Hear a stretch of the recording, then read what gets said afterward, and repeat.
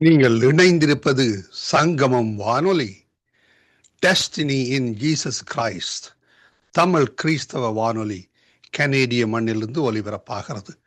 Mark 16:15, மத்தேயு 24:14 வசனத்தின்படி இயேசு சீசர்களை நோக்கி, நீங்கள் உலகெங்கும் போய் சர்வ சிருஷ்டிக்கும் சுவிசேஷத்தை பிரசங்கியுங்கள்.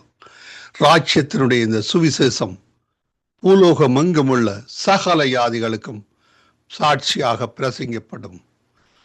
அப்பொழுது முடிவு வரும் என்ற வசனத்தின்படி ஆத்துமாக்களை பரலோகத்தில் சங்கமிக்கும் வானொலி சங்கமம். சங்கமம் சங்கமம்.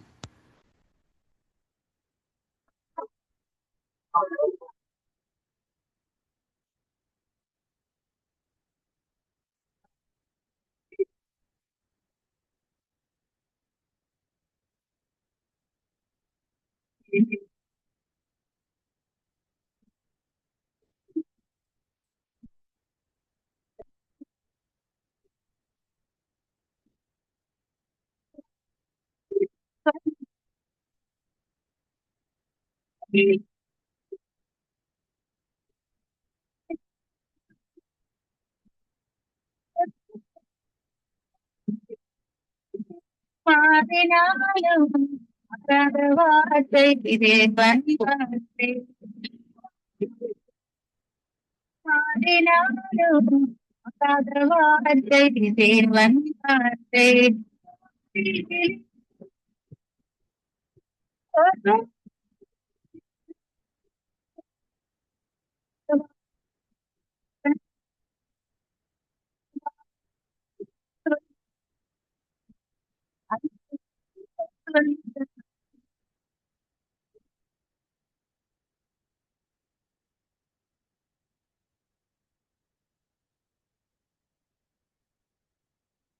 நியாயாதிபதிகள் 10ஆம் அதிகாரம்.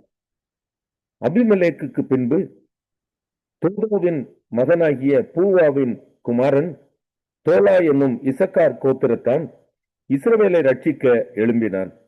அவன் எப்ராஹிம் மலை தேசத்து ஊராகிய சாமீரிலே குடியிருந்தான்.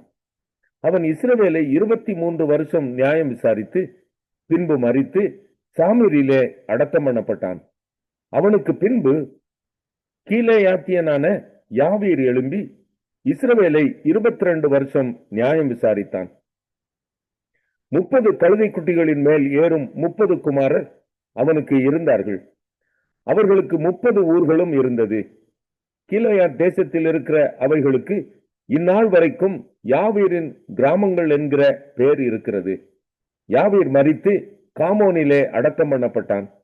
இஸ்ரவேல் புத்திரர் மறுபடியும் கர்த்தரின் பார்வைக்கு பொல்லாப்பு செய்து கர்த்தரை சேவியாமல் அவரை விட்டு போய் பாகால்களையும் அஸ்தரோத்தையும் சீரியாவின் தேவர்களையும் சீதோனின் தேவர்களையும் மோவாபின் தேவர்களையும் அம்மோன் புத்திரரின் தேவர்களையும் பெலிஸ்தரின் தேவர்களையும் சேவித்தார்கள். அப்பொழுது கர்த்தர் இஸ்ரவேலின் மேல் கோபம் உண்டு அவர்களை பெலிஸ்தர் கையிலும் அம்மோன் புத்திரர் கையிலும் விற்று போட்டார். அவர்கள் அந்த வருஷம் முதற்கொண்டு 18 வருஷமாய் யோர்தானுக்கு அப்பாலே கீலேயாத்தில் உள்ள எமோரியரின் தேசத்தில் இருக்கிற இஸ்ரவேல் புத்திரரை எல்லாம் நெருக்கி ஒடுக்கினார்கள்.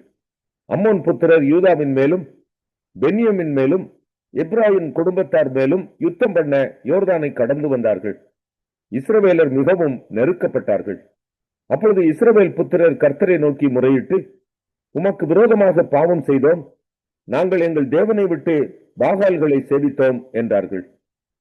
கர்த்தர் இஸ்ரவேல் புத்திரரை நோக்கி, எகிப்தியரும் எமோரியரும் அம்மோன் புத்திரரும் பெலிஸ்தியரும் சீதோனியரும் அமலேக்கியரும் மகோனியரும் உங்களை ஒடுக்கும் சமயங்களில் நீங்கள் என்னை நோக்கி முறையிட்ட போது நான் உங்களை அவர்கள் கைக்கு நீங்களாக்கி ரட்சிக்கவில்லையா? அப்படி இருந்தும் நீங்கள் என்னை விட்டு அந்நிய தேவர்களை சேவித்தீர்கள். ஆகையால் இனி உங்களை ரட்சியேன். நீங்கள் போய் உங்களுக்காக தெரிந்து கொண்ட தேவர்களை நோக்கி முறையிடுங்கள், அவைகள் உங்கள் ஆபத்து காலத்தில் உங்களை ரட்சிக்கட்டும் என்றார். இஸ்ரவேல் புத்திரர் கர்த்தரை நோக்கி, பாவம் செய்தோம், தேவரீர் உம்முடைய பார்வைக்கு நலமானதை எங்களுக்கு செய்யும், இன்றைக்கு மாத்திரம் எங்களை ரட்சித்தருளும் என்று சொல்லி அந்நிய தேவர்களை தங்கள் நடுவிலிருந்து விலக்கிவிட்டு கர்த்தருக்கு ஆராதனை செய்தார்கள். அப்பொழுது அவர் இஸ்ரவேலின் வருத்தத்தை பார்த்து மனதுருகினார். அம்மோன் புத்திரர் கூட்டம் கூடி கிளையாத்திலே பாளையம் இறங்கினார்கள். இஸ்ரவேல் புத்திரரும் கூடிக்கொண்டு மிஸ்பாவிலே பாளையம் இறங்கினார்கள். அப்பொழுது கீலேயாத்தின் ஜனங்களும் பிரபுக்களும் ஒருவரை ஒருவர் நோக்கி, அம்மோன் புத்திரர் மேல் முந்தி யுத்தம் பண்ண போகிற மனுஷன் யார்? அவனே கீலேயாத்தின் குடிகளுக்கெல்லாம் தலைவனாயிரும். நியாயாதிபதிகள் 11ஆம் அதிகாரம். கீலேயாத்தியனான யெப்தா பலத்த பராக்கிரமசாலியாய் இருந்தான். அவன் பரஸ்திரியின் குமாரன். கிலேயாத் அவனை பெற்றான். கிலேயாத்தின் மனைவியும் அவனுக்கு குமாரர்களை பெற்றாள். அவன் மனைவி பெற்ற குமாரர் பெரியவர்களான பின்பு அவர்கள் யெப்தாவை நோக்கி, உனக்கு எங்கள் தகப்பன் வீட்டிலே சுதந்திரம் இல்லை, நீ அந்நிய ஸ்திரீயின் மகன் என்று சொல்லி அவனை துரத்தினார்கள். அப்பொழுது யெப்தா தன் சகோதரரை விட்டு ஓடிப்போய் தோப் தேசத்திலே குடியிருந்தான். வீணரான மனுஷர் யெப்தாவோட கூடிக்கொண்டு அவனோட கூட யுத்தத்துக்கு போவார்கள்.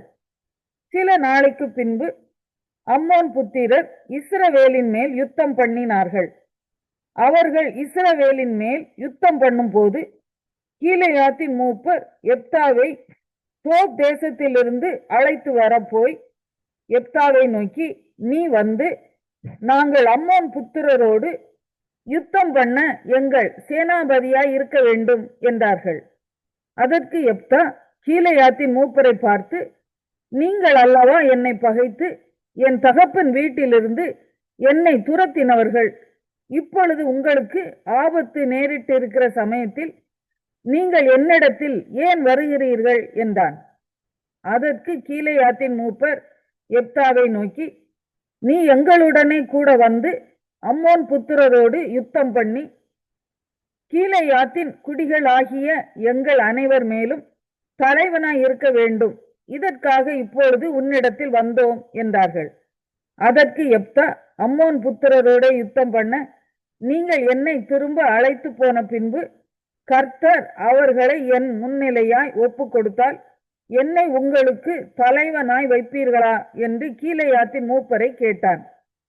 கீலேயாத்தின் மூப்பர் யெப்தாவை பார்த்து, நாங்கள் உன் வார்த்தையின்படியே செய்யாவிட்டால் கர்த்தர் நமக்கு நடு நின்று கேட்பாராக என்றார்கள். அப்பொழுது யெப்தா கீலேயாத்தின் மூப்பரோட கூட போனான். ஜனங்கள் அவனை தங்கள் மேல் தலைவனும் சேனாபதியுமாக வைத்தார்கள். யெப்தா தன் காரியங்களை எல்லாம் மிஸ்பாவிலே கர்த்தருடைய சந்நிதியிலே சொன்னான். பின்பு யெப்தா அம்மோன் புத்திரரின் ராஜாவினிடத்திற்கு ஸ்தானாபதிகளை அனுப்பி, நீ என் தேசத்தில் எனக்கு விரோதமாக யுத்தம் பண்ண வருகிறதற்கு எனக்கும் உனக்கும் என்ன வழக்கு இருக்கிறது என்று கேட்க சொன்னான். அம்மோன் புத்திரரின் ராஜா யெப்தாவின் ஸ்தானாபதிகளை நோக்கி, இஸ்ரவேலர் எகிப்திலிருந்து வருகிற போது அர்னோன் துவக்கி யாப்போக் மட்டும் யோர்தான் மட்டும் இருக்கிற என் தேசத்தை கட்டி கொண்டார்களே, இப்பொழுது அதை எனக்கு சமாதானமாய் திரும்ப கொடுத்து விட வேண்டும் என்று சொல்லுங்கள் என்றான். யெப்தா மறுபடியும் அம்மோன் புத்திரரின் ராஜாவினிடத்துக்கு ஸ்தானாபதிகளை அனுப்பி அவனுக்கு சொல்ல சொன்னதாவது, யெப்தா சொல்லுகிறது என்னவென்றால், இஸ்ரவேலர் மோவாபியரின் தேசத்தை ஆகிலும் அம்மோன் புத்திரரின் தேசத்தை ஆகிலும் கட்டி கொண்டதில்லையே. இஸ்ரவேலர் எகிப்திலிருந்து வருகிற போது வனாந்தரத்தில் சிவந்த சமுத்திரம் மட்டும் நடந்து பின்பு காதேசுக்கு வந்து இஸ்ரவேலர் ஏதோமின் ராஜாவினிடத்திற்கு ஸ்தானாபதிகளை அனுப்பி, நாங்கள் உன் தேசத்து வழியாய் கடந்து போகட்டும் என்று சொல்ல சொன்னார்கள். அதற்கு ஏதோமின் ராஜா செவி கொடுக்கவில்லை. அப்படியே மோவாபின் ராஜாவினிடத்திற்கும் அனுப்பினார்கள். அவனும் சம்மதிக்கவில்லை. ஆதலால் இஸ்ரவேலர் காதேசிலே தரித்திருந்து பின்பு வனாந்தர வழியாய் நடந்து ஏதோம் தேசத்தையும் மோவாப் தேசத்தையும் சுற்றி போய் மோவாபின் தேசத்திற்கு கிழக்கே வந்து மோவாபின் எல்லைக்குள் பிரவேசியாமல் மோவாபின் எல்லையான அர்னோன் நதிக்கு அப்பாலே பாளையம் இறங்கினார்கள். அப்பொழுது இஸ்ரவேலர் எஸ்போனில் ஆளுகிற சீகோன் என்னும் எமோரியரின் ராஜாவின் இடத்திற்கு ஸ்தானாபதிகளை அனுப்பி, நாங்கள் உன் தேசத்து வழியாய் எங்கள் ஸ்தானத்திற்கு கடந்து போக இடம் கொடு என்று சொல்ல சொன்னார்கள். சீகோன் இஸ்ரவேலரை நம்பாததினால் தன் எல்லையை கடந்து போகிறதற்கு இடம் கொடாமல் தன் ஜனங்களை எல்லாம் கூட்டி யாகாசிலே பாளையம் இறங்கி இஸ்ரவேலரோடு யுத்தம் பண்ணினான். அப்பொழுது இஸ்ரவேலின் தேவனாகிய கர்த்தர் சீகோனையும் அவனுடைய எல்லா ஜனங்களையும் இஸ்ரவேலரின் கையில் ஒப்பு கொடுத்தார். அவர்களை முறிய அடித்தார்கள். அப்படியே இஸ்ரவேலர் அந்த தேசத்திலே குடியிருந்த எமோரியரின் சீமையை எல்லாம் பிடித்து அர்னோன் துவக்கி யாப்போக் மட்டும், வனாந்திரம் துவக்கி யோர்தான் மட்டும் இருக்கிற எமோரியரின் எல்லையை எல்லாம் சுதந்திரமாய் கட்டி கொண்டார்கள். இப்படி இஸ்ரவேலின் தேவனாகிய கர்த்தர் எமோரியரை தம்முடைய ஜனமாகிய இஸ்ரவேலுக்கு முன்பாக துரத்தி இருக்க, நீர் அந்த தேசத்தை கட்டி கொள்ள தகுமா? உம்முடைய தேவனாகிய காமோஸ் உமக்கு முன்பாக துரத்துகிறவர்களின் தேசத்தை நீர் கட்டி கொள்ள மாட்டீரோ? அப்படியே எங்கள் தேவனாகிய கர்த்தர் எங்களுக்கு முன்பாக துரத்துகிறவர்களின் தேசத்தை எல்லாம் நாங்களும் கட்டி கொள்ளுகிறோம். மேலும் சிப்போரின் குமாரனாகிய பாலாக் என்னும் மோவாபின் ராஜாவை பார்க்கிலும் உமக்கு அதிக நியாயம் உண்டோ? அவன் இஸ்ரவேலோடு எப்போதாகிலும் வழக்காடினானா? எப்போதாகிலும் அவர்களுக்கு விரோதமாக யுத்தம் பண்ணினானா? இஸ்ரவேலர் எஸ்போனிலும் அதன் கிராமங்களிலும், ஆரோவேரிலும் அதன் கிராமங்களிலும், அர்னோன் நதியருகான எல்லா ஊர்களிலும் 300 வருஷம் குடியிருக்கையில் இவ்வளவு காலமாய் நீங்கள் அதை திருப்பிக் கொள்ளாதே போனதென்ன? நான் உமக்கு விரோதமாய் குற்றம் செய்யவில்லை. நீர் எனக்கு விரோதமாய் யுத்தம் பண்ணுகிறதினால் நீர்தான் எனக்கு அநியாயம் செய்கிறீர். நியாயாதிபதியாகிய கர்த்தர் இந்த இஸ்ரவேல் புத்திரருக்கும் அம்மோன் புத்திரருக்கும் நடு நின்று நியாயம் தீர்க்க கடவர் என்று சொல்லி அனுப்பினான். ஆனாலும் அம்மோன் புத்திரரின் ராஜா தனக்கு எப்தா சொல்லி அனுப்பின வார்த்தைகளுக்கு செவிகொடாதே போனான். அப்பொழுது கர்த்தருடைய ஆவி எப்தாவின் மேல் இறங்கினார். அவன் கீலேயாத்தையும் மனாசே நாட்டையும் கடந்து போய் கீலேயாத்தில் இருக்கிற மிஸ்பாவுக்கு வந்து அங்கே இருந்து அம்மோன் புத்திரருக்கு விரோதமாக போனான். அப்பொழுது எப்தா கர்த்தருக்கு ஒரு பொருத்தனையை பண்ணி, தேவரி அம்மோன் புத்திரரை என் கையில் ஒப்பு கொடுக்கவே ஒப்பு கொடுத்தால், நான் அம்மோன் புத்திரரிடத்திலிருந்து சமாதானத்தோடு திரும்பி வரும்போது என் வீட்டு வாசப்படியிலிருந்து எனக்கு எதிர்கொண்டு வருவது எதுவோ அது கர்த்தருக்கு உரியதாகும். அதை சர்வாங்க தகன பலியாக செலுத்துவேன் என்றான். எப்தா அம்மோன் புத்திரரின் மேல் யுத்தம் பண்ண அவர்களுக்கு விரோதமாய் புறப்பட்டு போனான். கர்த்தர் அவர்களை அவன் கையில் ஒப்பு கொடுத்தார். அவன் அவர்களை ஆரோவேர் துவக்கி மின்னித்துக்கு போகும் மட்டும் திராட்சை தோட்டத்து நிலங்கள் வரைக்கும் மகா சங்காரமாய் முறிய அடித்து 20 பட்டணங்களை பிடித்தான். இப்படி அம்மோன் புத்திரர் இஸ்ரவேல் புத்திரருக்கு முன்பாக தாழ்த்தப்பட்டார்கள்.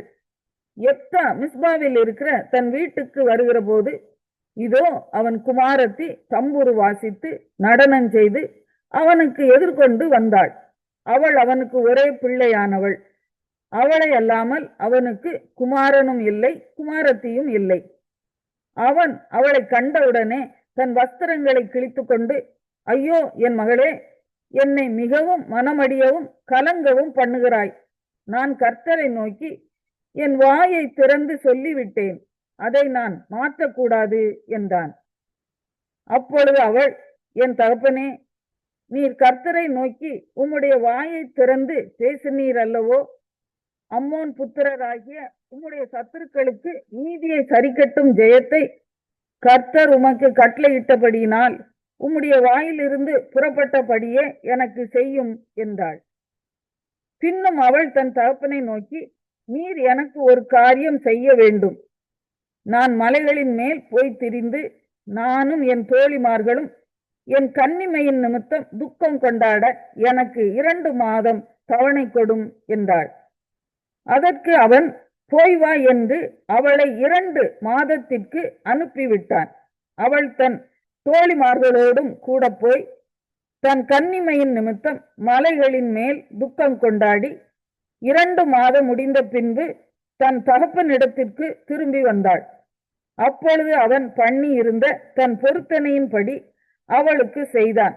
அவள் புருஷனை அறியாதிருந்தாள்.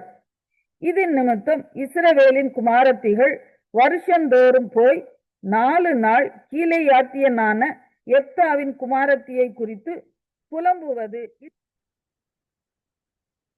ஏசாயா 36ஆம் அதிகாரம்.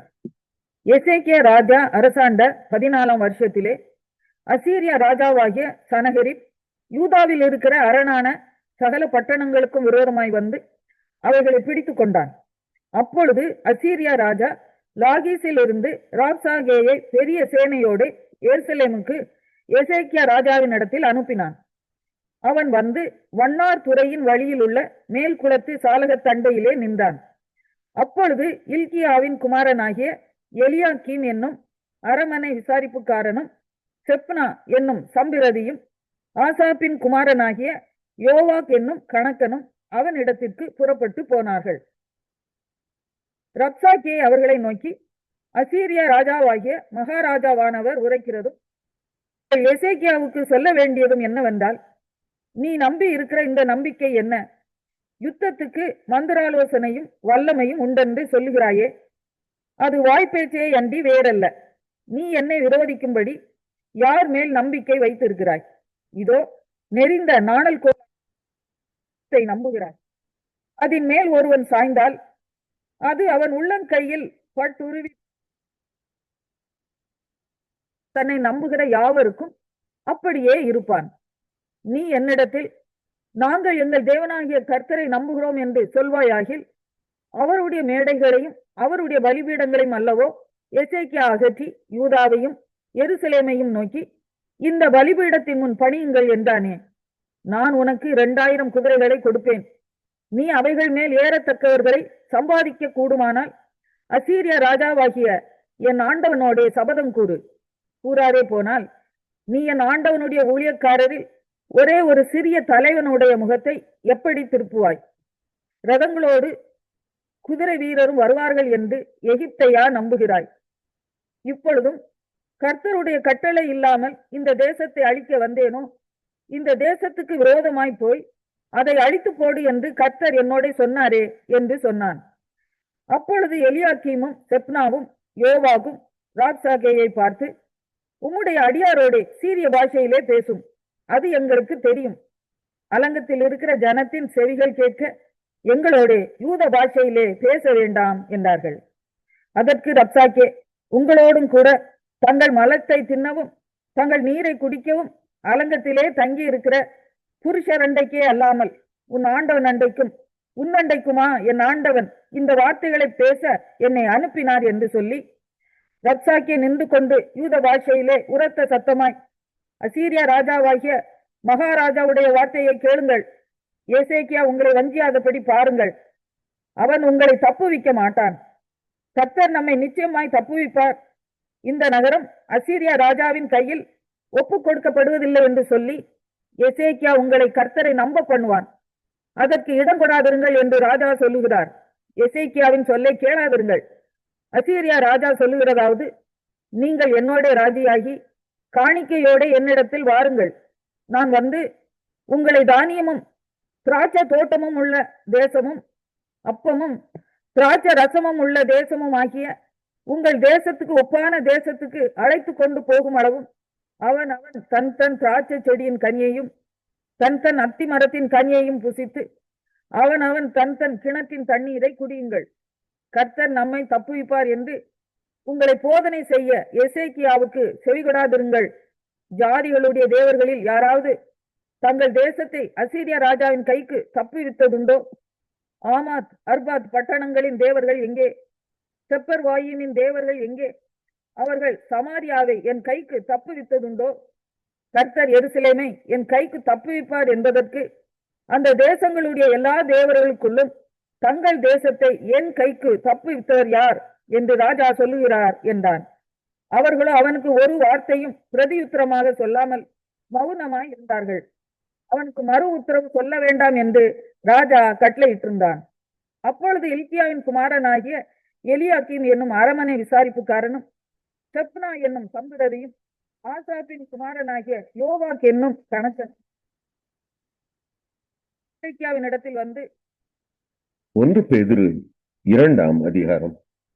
இப்படி இருக்க கர்த்தர் தயவு உள்ளவர் என்று நீங்கள் ருசி பார்த்ததுண்டானால் சகல துர்க்குணத்தையும் சகலவித கபடத்தையும் வஞ்சகங்களையும் பொறாமைகளையும் சகலவித புறங்கூறுதலையும் ஒழித்துவிட்டு நீங்கள் வளரும்படி புதிதாய் பிறந்த குழந்தைகளைப் போல திருவசனமாகிய களங்கமில்லாத ஞானப்பாலின் மேல் வாஞ்சையாயிருங்கள். மனுஷரால் தள்ளப்பட்டதாயினும் தேவனால் தெரிந்து கொள்ளப்பட்டதும் விலையேற பெற்றதுமாயிருக்கிற ஜீவனுள்ள கல்லாகிய அவரிடத்தில் சேர்ந்தவர்களாகிய நீங்களும் ஜீவனுள்ள கற்களைப் போல ஆவிக்கேற்ற மாளிகையாகவும் இயேசு கிறிஸ்து மூலமாய் தேவனுக்கு பிரியமான ஆவிக்கேற்ற பலி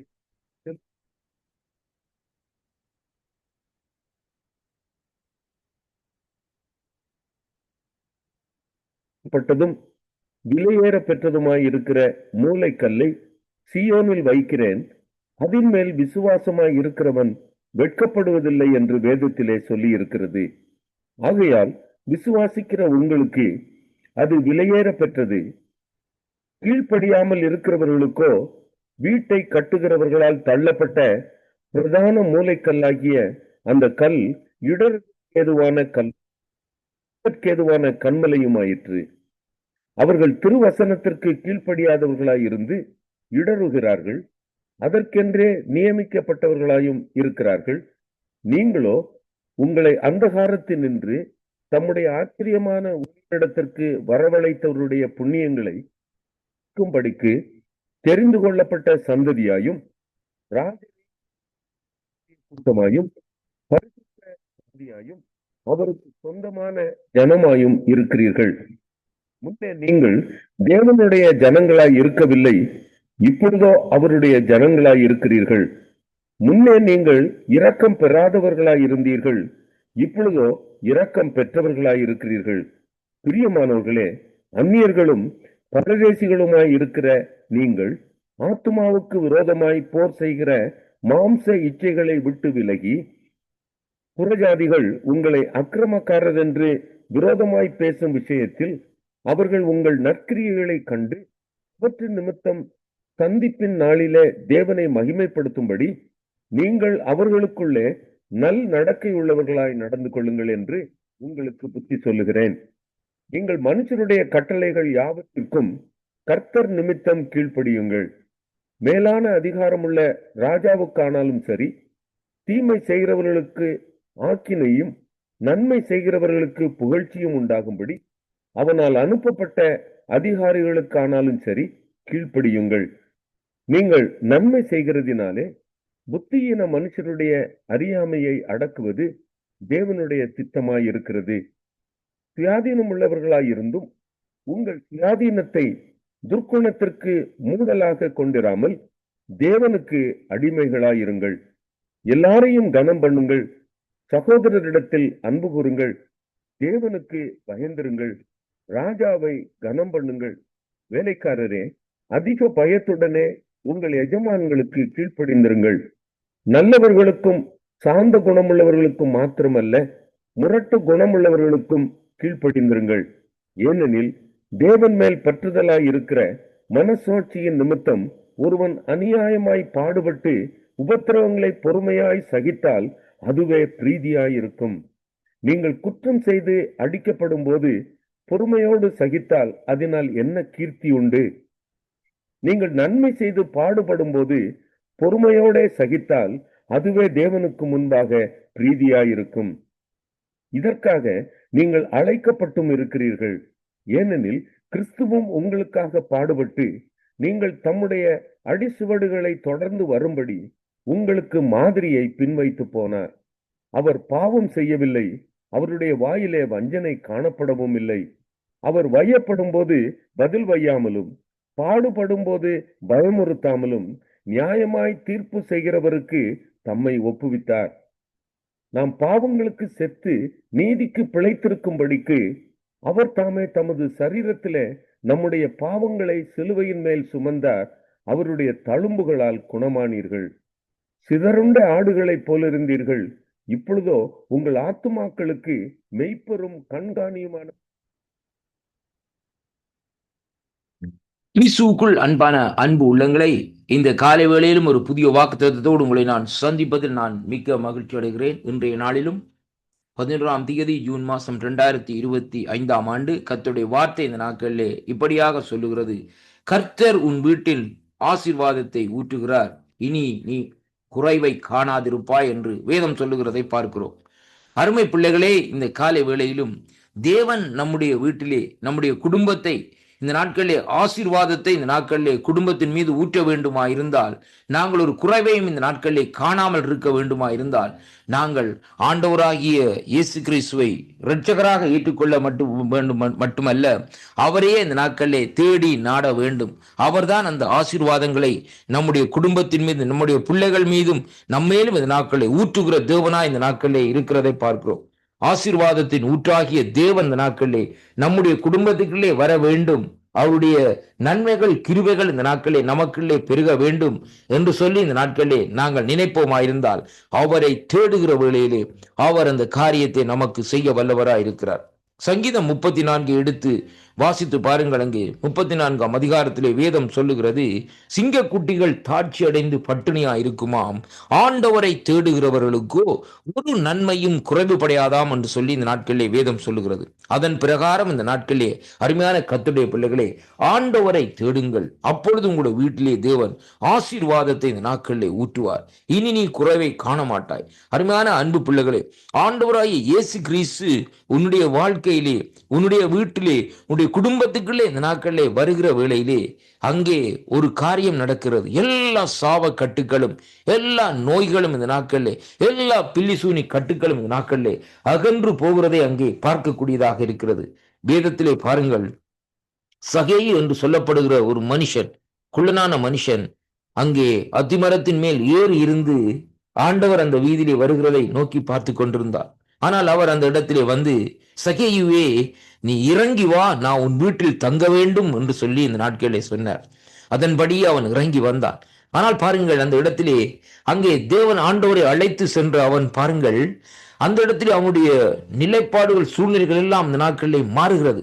ஆண்டவர் அவனை குறித்து ஒன்றுமே சொல்லவில்லை. அருமையான கர்த்தருடைய பிள்ளைகளே, அவங்க சகோதரருடைய வீட்டிலே சென்ற வேளையிலே அவன் எழுந்து நின்று சொல்லுகிறான்: ஆண்டவரே, நான் யாருக்கும் எந்த கடன்களை கொடுக்க வேண்டுமா இருந்தால் நாளத்தனையாக அந்த பணத்தை நான் திருப்பி கொடுக்கிறேன் என்று சொல்லி அறிக்கை செய்கிறதை பார்க்கிறோம். அருமையான கர்த்தருடைய பிள்ளைகளே, அதைத்தான் இந்த வார்த்தை சொல்லுகிறது: கர்த்தர் உங்கள் வீட்டில் ஆசீர்வாதத்தை ஊற்றுகிறார், இனி நீங்கள் குறையை காண்பதில்லை. அருமையான கர்த்தருடைய பிள்ளைகளே, இந்த வாக்குத்தத்தங்களை நீங்கள் விசுவாசிக்கிற வேளையிலே உங்களுடைய வீட்டிலே இருக்கிற குறைவுகள் எல்லாம் இந்த நாட்களிலே கிறிஸ்து இயேசுவுக்குள் இந்த நாட்களிலே நிறைவாக இந்த நாட்களிலே மாற்றப்படுகிறதை அங்கே காண்கிறோம். அருமையான அன்பு பிள்ளைகளே, அதனாலே இந்த வேளையிலே நிறைவானது உங்களுடைய வீட்டிலே வருகிற வேளையிலே குறைவுகள் எல்லாம் நீங்கி போகும்.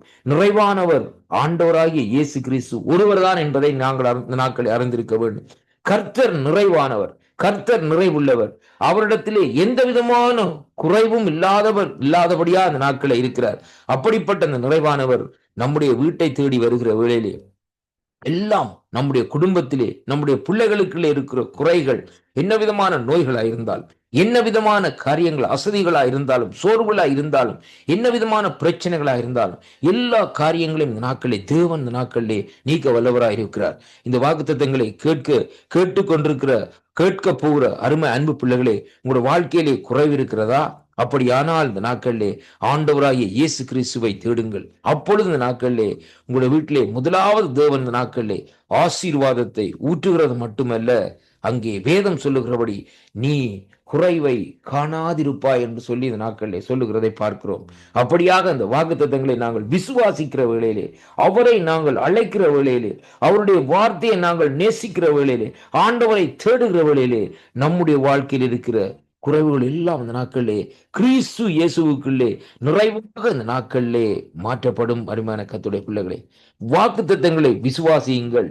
தேவனிடத்திலே இந்த நாட்களிலே திரும்புங்கள். நாங்கள் வாழ்ந்து கொண்டிருக்கிற காலங்கள் கடுமையான காலங்களாக இந்த நாட்களில் இருக்கிறபடினால் கர்த்தரை தேடுங்கள். அவர் உங்களோடு கூட இருந்து உங்களுடைய குறைவுகள் எல்லாவற்றையும் நிறைவாக மாற்ற தேவன் வல்லவராயிருக்கிறார். அவருடைய நாமம் இயேசு கிறிஸ்து. அவர்தான் பரிசுத்தர். ராஜா மீண்டும் வரப்போகிறார். உங்களுடைய குறைவுகள் நீக்கப்பட வேண்டுமா இருந்தால் இப்பொழுதே ஒரு தீர்மானத்தை எடுத்துக்கொள்ளுங்கள்.